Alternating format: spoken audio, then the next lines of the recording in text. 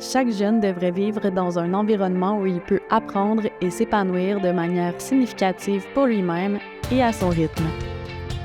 Puis là, je pense que c'est hyper important parce que ça donne des possibilités aux jeunes de savoir justement ce qui existe au niveau scolaire, mais après, pour se développer au niveau professionnel aussi.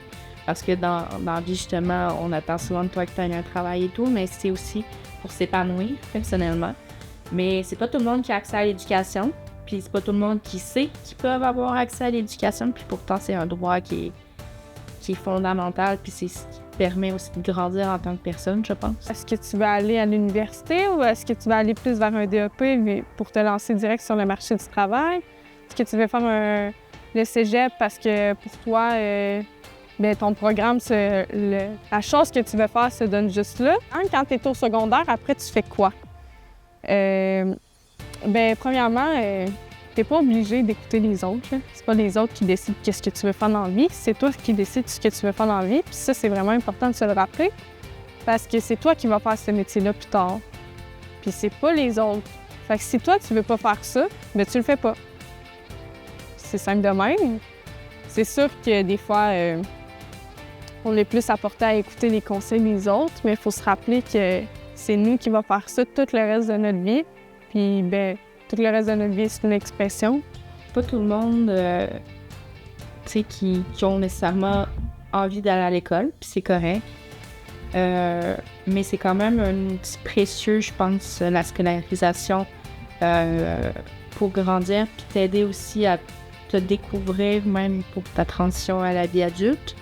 Parce que ça permet d'avoir des connaissances, mais ça permet aussi de voir des gens, d'avoir des gens significatifs dans ta vie, de te faire des amis. Puis même après, au travail, je pense que c'est important d'avoir des bonnes relations au travail, mais ça, c'est plus dans le pilier relations, là, mais tout ça, c'est un gros tout pour être bien dans sa vie. Puis le fait justement dans ce guide-là, on essaye quand même de décortiquer toutes les possibilités qui sont offertes pour un jeune.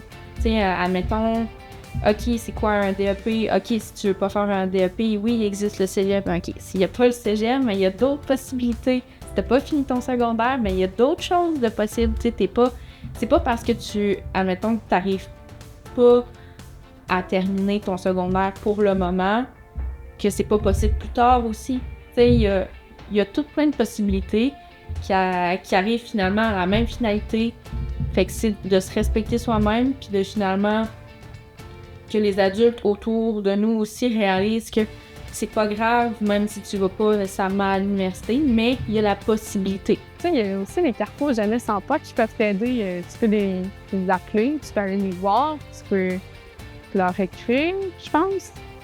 Puis, ils vont t'aider à te diriger. Tu peux leur poser des questions si tu as des questionnements dans ta vie, puis dans les futurs projets que tu as.